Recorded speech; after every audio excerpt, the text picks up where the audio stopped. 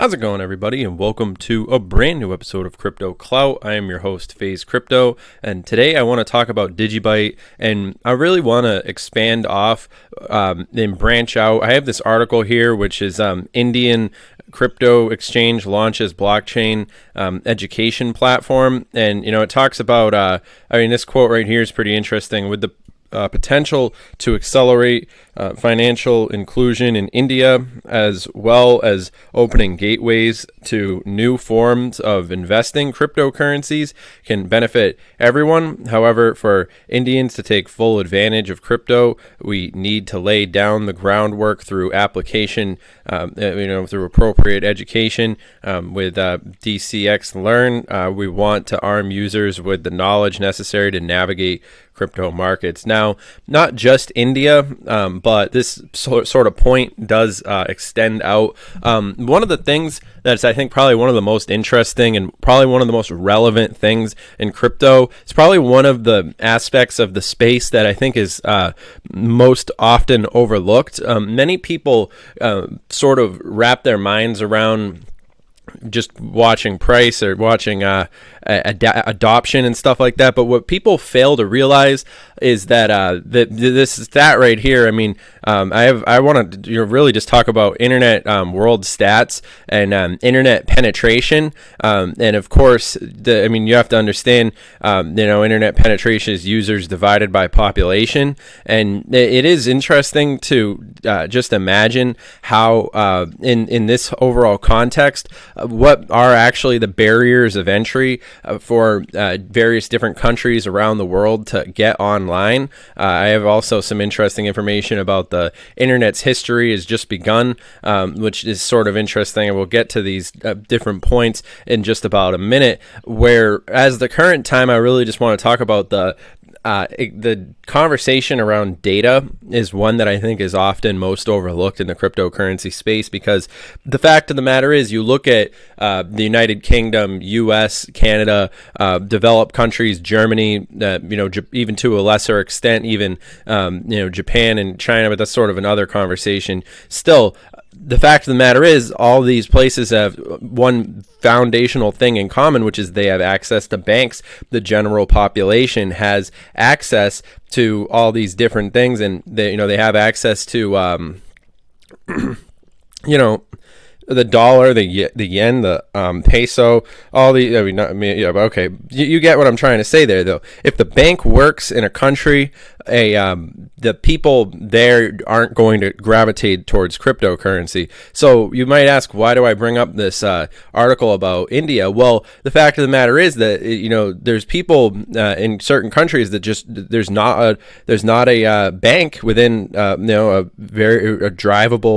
plausible drivable radius. But online now, there's a race, and there is really a very competitive growing thing right now where the old banks are they've already made huge steps to go digital, but people are a little bit more keen. People are a little bit more smart than that. Especially these tech savvy places where we might call the developing countries, so forth, are probably among people who can sort of smell out the scheme that's going on with how the banks are sort of just repackaging the whole thing. But so I bring up the point of Bitcoin and cryptocurrency and DigiByte, in particular DigiByte. This point does extend to very many multiple of the cryptocurrency options that are out there, at least the ones that work. If it's a crypto that actually is proven, it's a real project and it's functioning, an actual blockchain,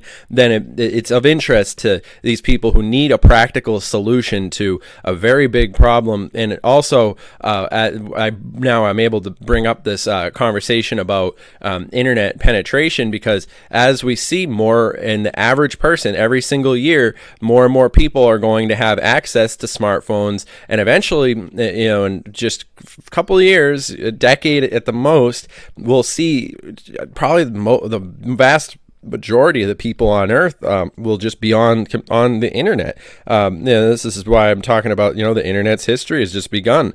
It has just started. And it will be very interesting just to see how a lot of these different aspects and components, the total number of people using the internet. I think that so when we talk about something like blockchain technology, we talk about something like all the different things that can be built on top of the already existing infrastructure that is the internet as it currently exists. It definitely does go without saying that the conversation about regulations and the conversation about the current, the fact of the matter is that where we see prosperity in the old paradigm, we'll see resistance to the transition over to the new paradigm. So if we're looking at somewhere, for example, just the US, for just to pull a name out of the hat, but it is a prime example because we see a lot of friction as far as coming to adopt, because of course where there's areas of the world where there's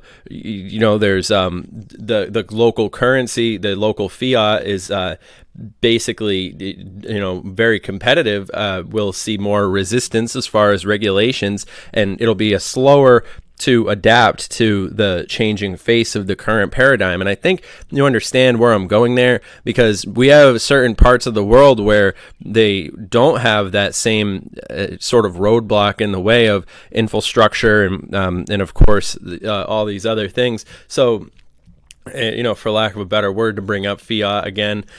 So when we talk about, places like Singapore, which have essentially made it so that cryptocurrency has it's a super highway to sort of develop, those are going to be the new hotspots of the internet, really making this huge transition over to the new paradigm. And the places where and I stress this because and I think this is an important part of DigiByte awareness, because it's something that is really going to be at the heart of the paradigm shift that's currently happening on a massive scale, and it totally does lend itself over to all the different components and conversations regarding the future of the internet, and of course, it's such a tie-in with all the different things that are happening really in the world right now. Especially when we talk about the different failures of various different markets, and of course the transition from seeing the world go from fossil fuel